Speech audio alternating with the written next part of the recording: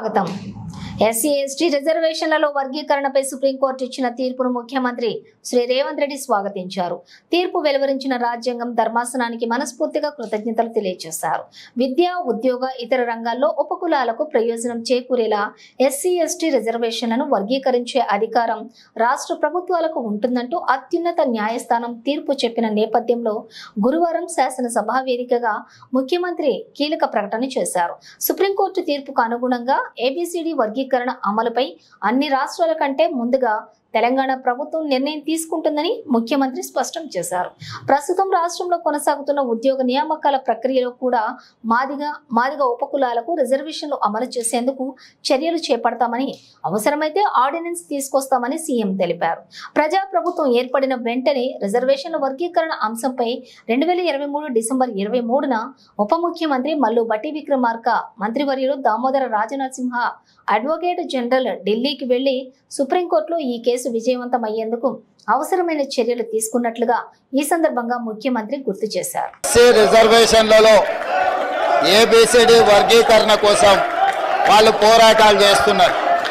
27 సంవత్సరాల నుంచి ఉమ్మడి రాష్ట్రంలో కానీ ప్రత్యేక తెలంగాణ రాష్ట్రంలో కానీ ఏబిసిడి వర్గీకరణ మీద మాదిగ ఉపకులాల యువకులు పోరాటాలు చేయడం జరిగింది। వారి పోరాటాల ఫలితం ఒకనాడు ఇదే శాసనసభలో మాదిగ ఉపకులాల వర్గీకరణ కోసం వాయిదా తీర్మానం ఇస్తే నాతో పాటు ఆనాటి శాసనసభ్యుడు సంపత్ కుమార్ను కూడా ఈ సభ నుంచి బహిష్కరించడం జరిగింది। గత ప్రభుత్వం ఏబిసిడి వర్గీకరణ మీద కేంద్రానికి, ప్రధానమంత్రికి విజ్ఞప్తి చేయడానికి అఖిల పక్షాన్ని తీసుకెళ్తామని చెప్పి తీసుకుపోకుండా మాదిగ సోదరులను మోసం చేయడం జరిగింది।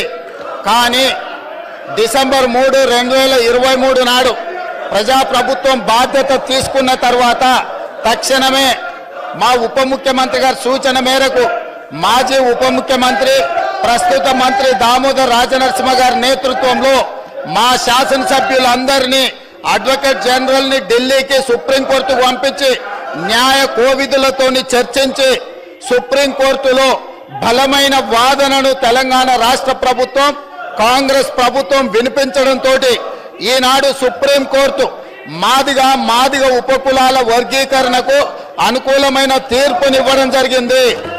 నేను మనస్ఫూర్తిగా సుప్రీంకోర్టు కాన్స్టిట్యూషనల్ బెంచ్కు, రాజ్యాంగ ధర్మాసనానికి మనస్ఫూర్తిగా కృతజ్ఞతలు తెలియజేస్తున్నా। 7 మంది జడ్జిలలో 6 మంది జడ్జిలు రాష్ట్రాలకు ఏబిసిడి వర్గీకరణ చెయ్యడానికి అనుమతి ఇచ్చింది। తెలంగాణ రాష్ట్ర ప్రభుత్వం తరఫున నేను స్పష్టమైన ప్రకటన చేస్తున్నా, దేశంలోనే అందరికంటే ముందు బాగానే నిలబడి తెలంగాణ రాష్ట్ర ప్రభుత్వం ఏబిసిడి వర్గీకరణ అమలు చేసే బాధ్యత మా మిత్రులు, మా మంత్రివర్గ సహచరులు మేమందరం తీసుకుంటాం। అవసరమైతే ఇప్పుడు ఇచ్చిన ఉద్యోగ నోటిఫికేషన్లలో కూడా వర్గీకరణను అమలు చేయడానికి అవసరమైతే ఆర్డినెన్స్ తీసుకొచ్చి మాదిగ సోదరులకు న్యాయం చేసే బాధ్యత మేము తీసుకుంటాము।